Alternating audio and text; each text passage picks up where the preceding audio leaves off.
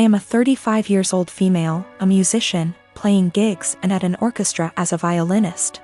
Rehearsals just resumed, so orchestra is my main source of income. ATM. My sister, she's 26, is a social worker, working 3 days a week, so minimal income, but she adores her job. I live in a small 2-bedroom apartment, both rooms around 9-10 square meters. Using the second room as a practice room / storage for my instruments, 3 violins, 2 guitars, a digital piano, a small drum kit, and other stuff. 4 months ago my sister broke up with her BF and I offered her my spare room, temporarily. I moved most of my stuff to the living room so I could fit a small bed in there. Sis moved in, but she asked me to move more stuff to the living room. I moved pretty much everything sans the piano, to the point where the living room became uninhabitable. Then she started complaining about my violin playing, saying it gave her headaches. I told her I couldn't stop the daily practice without risking my only steady income. The arguments got worse. She told me to play only when she wasn't home, but with her work schedule I couldn't afford that. I tried switching to the electric violin, but even that can be pretty loud, so it didn't help. Several times I reminded her this was only a temporary arrangement, but she didn't seem to hear me. 2 weeks ago I arrived home to finding my piano in the bathroom, near water and humidity, because my sis needed the space for her new double bed. When I told her she can't SRSLY expect me to store my piano there, she said, "Yeah, you will just have to sell it, I guess." I got so mad I told her she has 7 days to leave, but she didn't take me seriously. For a week I only talked to her to remind her how much time she has left, but she always laughed it off, told me to stop acting like a crazy person.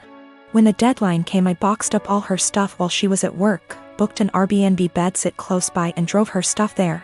She was livid but couldn't do anything but take her new keys and stay there. The following week she kept calling me with an increasingly apologetic tone, saying she shouldn't have moved my piano or bought a bed.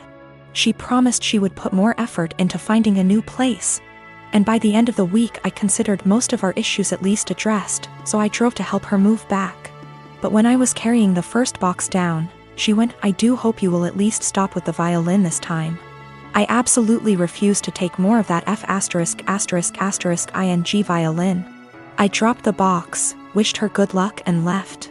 Now, 2 days later, on one hand it feels like a huge overreaction to leave my own sister literally homeless because of an argument about the violin. I know she cannot afford to stay there, but on the other hand I have no plans to allow her back here, because I feel she would just continue crossing boundaries and never leave.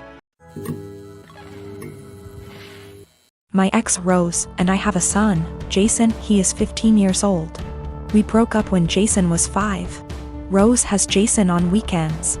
Rose married her now husband when Jason was 10. Her husband has 2 children, they are 17 and 16 and live full-time with them. Jason has a few chores when he's with them and easily takes care of them, while his step-siblings don't do theirs and Rose take care of them. This has been the only point of contention between our son and her. He has talked with her and even went to therapy.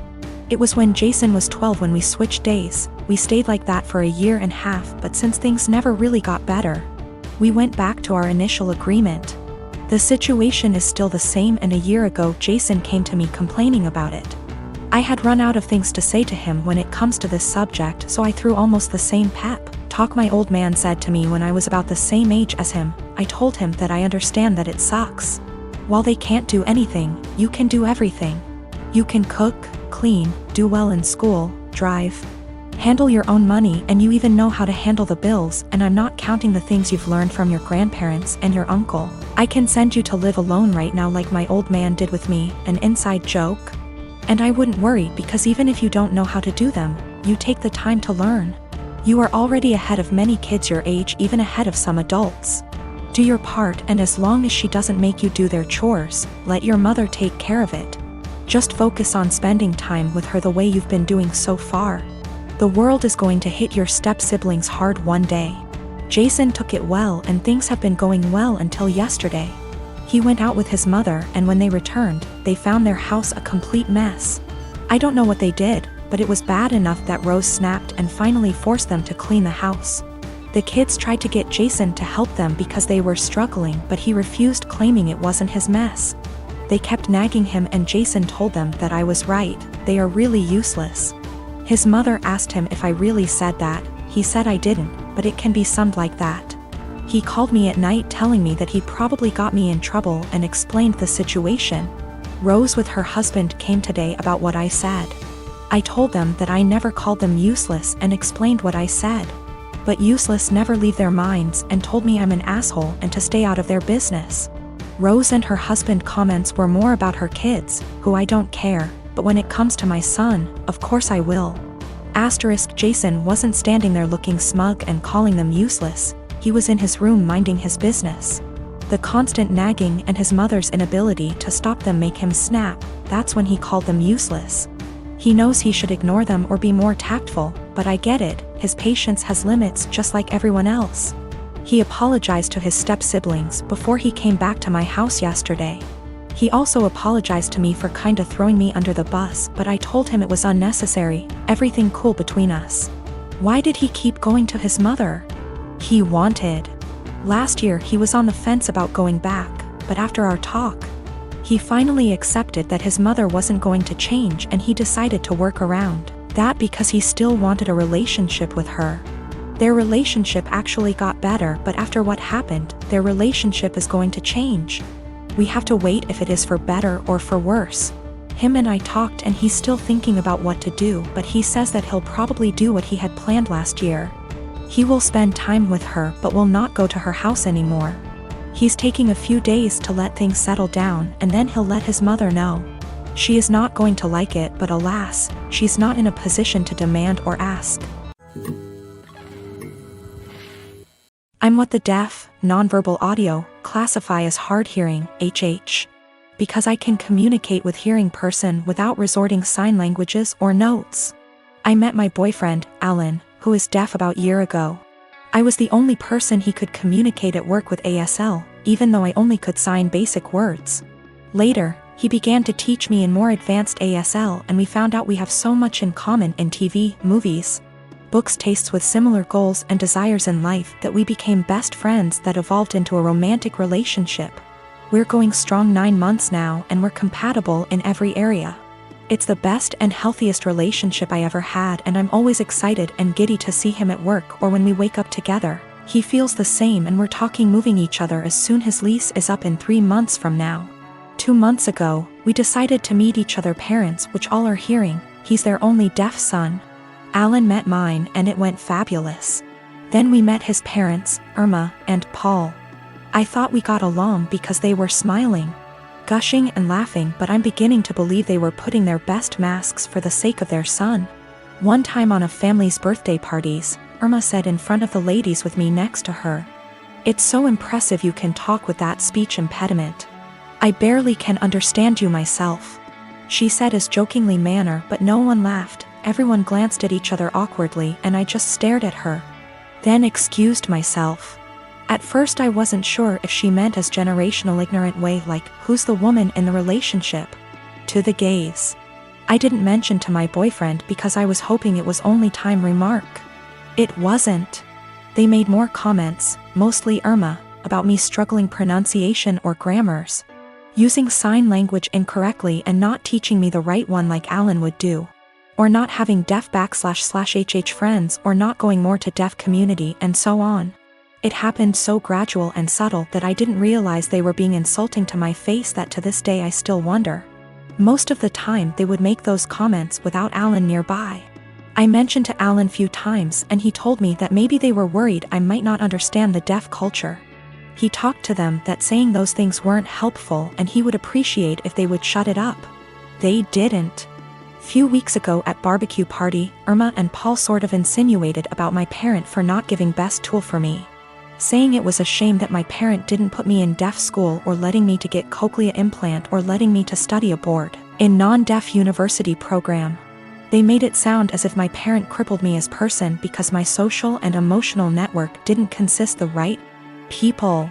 This time I got angry and I said what they said was rude. That my parents made lot sacrifice for me and no one has the right to belittle for their choices about raising me. Alan caught at the end of the conversation, lip reading, and asked me what's going on. Not so surprisingly, Alan's parent threw me under the bus, remarking I was so sensitive after making such innocuous comment. Alan saw I was uncomfortable and asked me if I want to leave. I said yes, and we left. When we got home he asked me what they said to me. I didn't want to say what his parent told me because it was so ugly to talk about it, but I told him anyway, and he got upset for me. He FaceTimed them and said they shouldn't said that. He told them they crossed the line. They pretended they didn't know what I was talking about, that perhaps I misunderstood, considering I'm hard-hearing, which upset Alan even more. They ended arguing for a few minutes before Alan hung up. Since then, Alan has become desolate and needy. He apologized to me hundreds of times for not believing me what I said before. I told them that he has nothing to apologize because I wasn't sure if they were being snide toward me until now, and I'm not going to blame Alan for what his parents said to me. He told me he's thinking reducing contact with them, but I told Alan it wasn't necessary. He can do whatever he wants with his parent, but that I rather would not go to any of his family gathering or go his parents. He assured he would never force me or put me in that situation ever again. We're closer together than we were, but he's still sad and he no longer goes to his family gatherings or his parents. I find him staring at nothing in particular for long minutes, and his eyes, which used to sparkle, are now dim. I want to cheer him up, but I'm not so sure how to in first place. I just don't know what to do, and I don't understand why his parents are so rude toward me because I'm not completely deaf considering they aren't one. My fiancé, male 28 years old, and I, female 30 years old, have been together for 3 years. I used to live close to work and used public transportation, but after I moved into his house, which is hours away from work, I bought myself a car since I'm a nurse, and also since there isn't any hospitals close to where we live that I could transfer to. My fiancé's car hasn't been working for close to 2 months now. It requires so much money to get it fixed, and he refused my financial help when I offered it. Instead, he would ask to use my car every now and then, and I agreed as long as it's when I'm not working, and also, since he only uses it for trips to the supermarket, etc. On New Year's Eve, he told me he wanted to use my car to go hang out with his friends and celebrate, but I declined because I had to cover a night shift and needed my car to travel to work. He insisted and even suggested I take the night off or swap shifts with another nurse, but I couldn't do that last minute. I thought he dropped it then, but when I went into the shower and got out I couldn't find him nor my car. I freaked out and started calling for half an hour, but he didn't answer me. I tried again till one of his friends picked up. I demanded he give the phone to my fiancé, but he said they were out and confirmed that he took my car and told me that my fiancé said that it's better that I skip my shift and he'll be back with my car later. I couldn't take it. I felt so enraged. I had my fiancé on the phone telling him I did not consent for him to take my car to go hang out with friends, and said I'd call the police to get it back if he refused to come back with it. But he didn't take me seriously, so I ended up calling the police, and he and his friends were picked up at the bar where they were hanging out, then were taken to the police department. I got my car from there and still went to my shift. My fiancé was let go hours after I left, and he blew up my phone with missed calls and texts about how I was out of my mind to call the police on him and put him in this situation. I did not respond, but when I got off work the next day we got into an argument, and he said he couldn't believe I'd do this to him, but I told him he made me do this, to which he responded that I was petty and callous because not only did I ruin his New Year's celebration, but all his friends aren't speaking to him after I put them in this situation as well, and he then kept giving me silence about it. I did consider this a form of theft, especially since he went behind my back after getting a no from me. But he was shocked that I'd even imply that he was a thief and said what's yours is mine and vice versa, so I shouldn't be using the terms theft and stealing.